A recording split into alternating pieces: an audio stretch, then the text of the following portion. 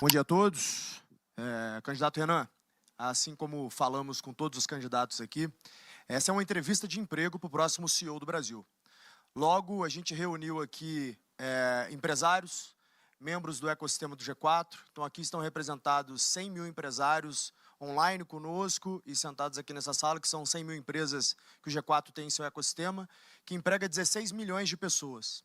Então, uma parcela importante da massa salarial brasileira está aqui para sabatiná-lo e, obviamente, exige uma pergunta tão dura quanto o cargo que o senhor pretende ocupar. Renan, o senhor passou 10 anos derrubando e criticando quem governa, mas nunca assinou uma folha de pagamento relevante, nunca respondeu por um orçamento, nunca demitiu ninguém olhando no olho. Nenhum empresário nessa sala contrataria um CEO com esse currículo para tocar uma padaria. E o senhor está pedindo a maior operação do país. E o problema não para na execução. Alcança também as suas convicções. O senhor diz que bolsonarismo e petismo são duas faces da mesma decadência. Mas as pesquisas desenham um segundo turno entre Flávio Bolsonaro e Lula. E nesse cenário, não existe terceira face hoje. Branco e nulo não somam para ninguém. Só que o seu eleitor é esmagadoramente antipetista. Então, cada voto seu que se anula desfalca apenas o lado que enfrenta o Lula.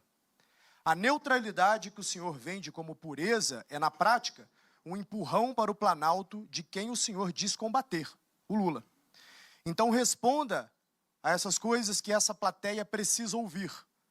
Qual foi a entrega mais difícil que o senhor já geriu na vida, com números, prazo e resultado auditável, e, estando fora do segundo turno, entre Flávio e Lula, em quem o senhor vota?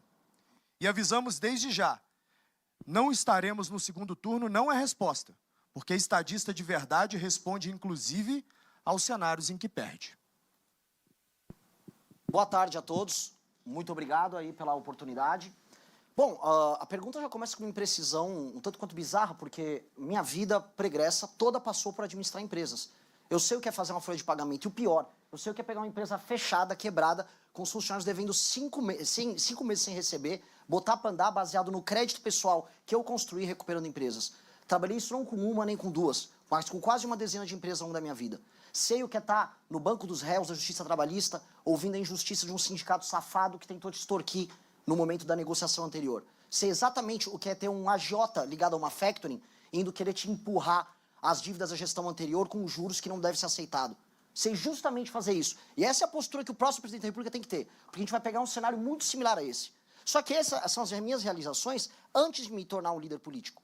E um líder político é um líder que necessita tomar esse tipo de decisão num contexto novo, em que não se conta apenas a ética da convicção, que é a ética da convicção que eu contei todos os anos em que eu fui militante político, algo que eu tenho orgulho, faço desde 2014, mas também como liderança que precisa da ética da responsabilidade, que é quem vai assumir um país e vai ter que tomar decisões muito, mas muito difíceis. Pois bem, como líder político, no movimento, eu criei o maior movimento político do Brasil, isso é oferível, nós fizemos a maior ação política com as maiores manifestações da história do Brasil ao longo dos últimos anos, que foi o impeachment da Dilma Rousseff. Organizei essas manifestações, ajudei a criar a linguagem política daquilo que chama de direita no Brasil, algo que foi surfado por muito vagabundo por aí.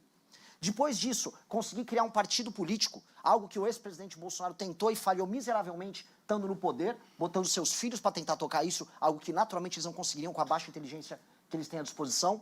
Fiz isso no menor período de tempo. Vamos comparar com o Partido Novo, que é um partido montado por executivos da iniciativa privada. Eles gastaram milhões e demoraram 5 anos. Eu consegui coletar as assinaturas em menos de 2 anos, com muito menos dinheiro, sendo um líder, acima de tudo, político, não um líder empresarial. Porque existe uma diferença muito grande entre ser um líder empresarial e político. E você, como uma pessoa que conhece Aristóteles, sabe muito bem disso. Não existe nada mais nobre do que a boa atividade política e a busca do bem comum. Nesse sentido, eu até não concordo, me permita discordar, Thales, da ideia de que eu estou fazendo uma entrevista de emprego. Porque liderar um país não é uma entrevista de emprego.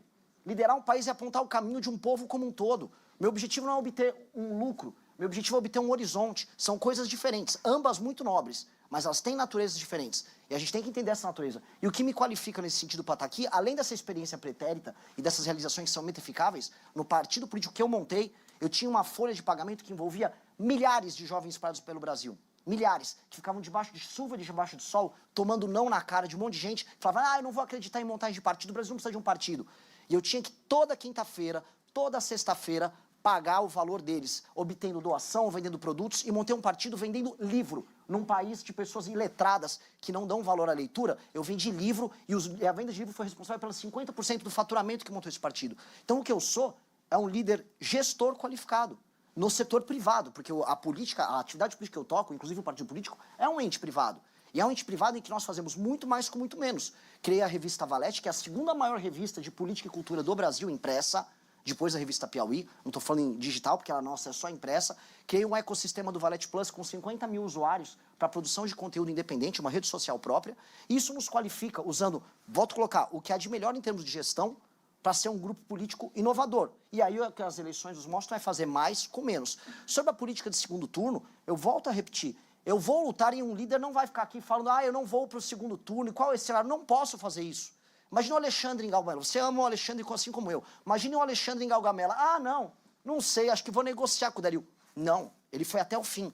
E eu tenho que ser assim. Porque o mesmo time, o mesmo exército de militantes que eu motivei a montar um partido político, eu tenho que motivar agora. E eu não posso ter compromisso com erro. A família Bolsonaro e o lulismo são duas faces da mesma moeda, não porque são iguais, eles são diferentes entre si, mas porque ambos geram danos terríveis para o nosso futuro. A gente está penhorando o nosso futuro. A discussão política dessas eleições vai ficar centrada no quê? O Lula dá mais um pouco de pé de meia, o Lula dá mais um vale-gás para as pessoas e o Flávio Bolsonaro vai oferecer celular de graça para a mulher, para melhorar a intenção de voto com mulher? Essa que se tornou a discussão política no Brasil, tinha que estar falando de desindexação, desvinculação, reforma de competitividade. Eu não aceito trabalhar com essas categorias. E isso não é ficar neutro, isso não é fugir. Até porque quando você adota esse caminho, o que acontece é que você apanha dos dois lados, que foi o que aconteceu comigo. Mas sabe o que acontece também? Você se torna um líder melhor. E esse é o ponto. Eu só estou aqui sentado, tendo a honra de estar sentado com vocês conversando, porque eu adotei um caminho, não da neutralidade, mas de enfrentar ambos, de não aceitar o erro de ambos. Isso me tornou um líder qualificado, que de acordo com algumas pesquisas, como é o caso da Atlas, já me coloca em primeiro lugar no público de 16 a 24 anos, ou seja, construindo um horizonte novo. E citando aqui um líder empresarial que deve ser referência para todos vocês, que é o Peter Thiel, ele já dizia bastante, crie seu próprio monopólio. Crie, antes de tudo, seu próprio monopólio. Seja líder de uma tecnologia que ninguém pode imitar. Foi isso que eu fiz para as novas gerações. Eu criei um pensamento político próprio, para um grupo político próprio, uma estética própria, uma liderança própria. E com base nisso nós criamos um nicho eleitoral próprio, com um sonho, um horizonte próprio, que nos deixam aptos a participar do grande debate. E é por isso que eu tenho a honra, de estar aqui com você, de poder discutir isso com você, de poder discutir com o Duda. E estar aqui. É uma visão que pode ser encaixada também como empresarial, no sentido de gestão, mas uma visão muito poderosa em termos de coração. Eu estou aqui por causa desse coração e é isso que vai fazer a gente mudar o Brasil. Obrigado. Mas, candidato, a resposta, vota Lula ou Flávio, sendo que Lula elege Eu voto Renan Santos. Eu não vou para a batalha pensando em perder. Eu voto Renan Santos. Candidato, deixa eu aproveitar e exibir rapidamente uma pesquisa da Real Time Big Data sobre o candidato Renan Santos. Fizemos uma sondagem com eleitores e aí fizemos a seguinte pergunta: qual é o maior feito de Renan Santos? 64% acredito que nenhum, 7% falam que é a criação do MBL, 8% falam que é a fundação do partido Missão, 20% falam da derrubada da Dilma Rousseff, ex-presidente da República. Temos outros slides também. E qual a promessa de Renan Santos soa a melhor? Nenhuma, para 35%. Mutirão anti-Bolsa Família, 17%. Mudanças na educação, 13%. E guerra ao crime organizado, modelo penal diferenciado. Candidato, a partir dessa pesquisa eu quero fazer a seguinte provocação ao senhor.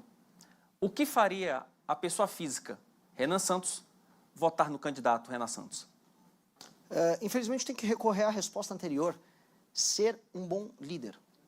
Ser um bom líder. E algo que não está presente aqui, que é ter tomado as decisões duras que machucaram o meu grupo político, mesmo quando o caminho oposto soava mais fácil. Quando a gente enfrentou a Dilma Rousseff, e a gente começou a congregar toda aquela energia do antipetismo num caminho só, era um caminho relativamente fácil. Nós, os bolsonaristas, andávamos juntos, a turma do Partido Novo, todos andávamos juntos. Quando veio o governo de direita, em que nós precisávamos cobrar e discordar, e aqui eu vou fazer um elogio ao antagonista, que o antagonista adotou um caminho difícil à época também. Nós cobramos. Imagino que o antagonista deve ter perdido assinantes e clientes. Muitas pessoas perderam. Nós perdemos toda a nossa base política. Só que o papel de um líder é sofrer com as suas teses. O líder político que ganha dinheiro, ou fica famoso, ou ganha votos defendendo algo que não acredita, não é um bom líder. Na verdade, ele é um seguidor.